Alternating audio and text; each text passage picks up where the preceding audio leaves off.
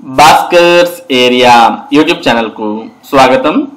ఆంధ్రప్రదేశ్ రాష్ట్రంలో డివైఈఓ అనగా deputy education officer పరీక్షలను వాయిదా వేసి మే నెలలో నిర్వహించాలి అంటూ అభ్యర్థులు కోరుతూ ఉన్నారు. దీనికి సంబంధించి మరి ఆంధ్రప్రదేశ్ ఎస్టియు సంఘం కూడా ఏపీపీఎస్సీ చైర్మన్ కు వినతి పత్రాన్ని సమర్పించడం జరిగింది. మరి ఆ వినతి పత్రాన్ని మనం ఇక్కడ చూస్తూ ఉన్నాం. ఇది ఏపీపీఎస్సీ చైర్పర్సన్ ఆంధ్రప్రదేశ్ అయినటువంటి శ్రీమతి ఏఆర్ అనురాధ గారికి ఎస్టియు ఏపీ అనగా రాష్ట్రోపాధ్యాయ సంఘం ఆంధ్రప్రదేశ్ వారు మరి సమర్పించినటువంటి వినతి పత్రం. As an aspirant issues conducting DYEO exams in May 2025 in manual mode request regarding respected madam, as an aspirant issues that they are facing regarding Public Service Commission examinations are there should be a gap of minimum 3 months between Group 2 and DYEO examination because majority of the aspirants are writing both the exams.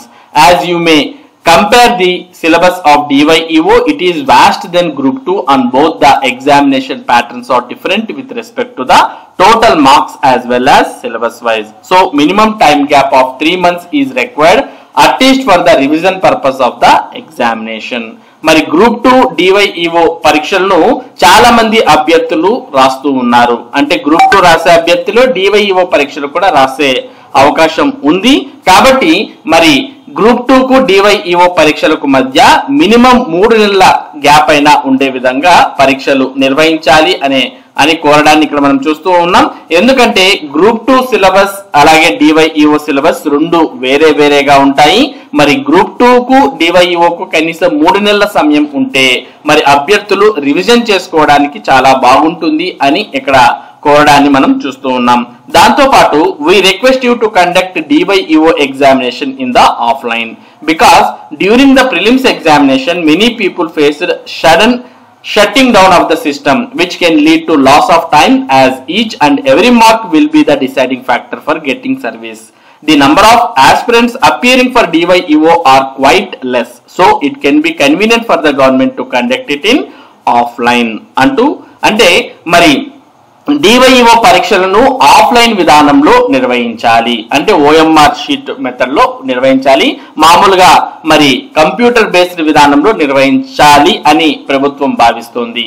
గతంలో prelims కూడా మరి computer based test విధానంలోనే నిర్వహించడం జరిగింది. అప్పుడు కొన్ని చోట్ల మరి కంప్యూటర్ లో ఆఫ్ అయిపోవడం, అభ్యర్థులు హైరాణ పడడం, దాని కారణంగా కూడా కొద్దిమంది మరి తక్కువ మార్కులు తెచ్చుకోవడం జరిగింది అనే విషయాన్ని కూడా ఇందులో ప్రస్తావించారు.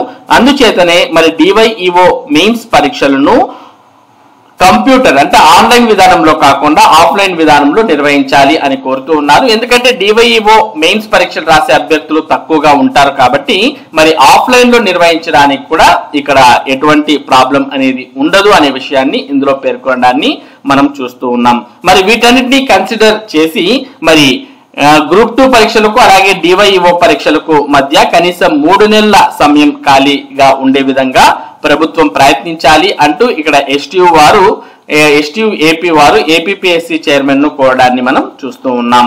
మొత్తానికి ఆంధ్రప్రదేశ్ రాష్ట్రంలో డిప్యూటీ ఎడ్యుకేషన్ ఆఫీసర్ అనగా ఏపీ డివైఈఓ పరీక్షలను వాయిదా వేయాలి అని కోరడాన్ని ఇక్కడ మనం చూస్తూ ఉన్నాం. ఇది ఏపీ డివైఈఓకి సంబంధించి ఇప్పుడున్నటువంటి ముఖ్యమైన సమాచారం. ఇటువంటి ముఖ్యమైన సమాచారాన్ని భాస్కర్స్ ఏరియా మీకు అందిస్తూ ఉంటుంది.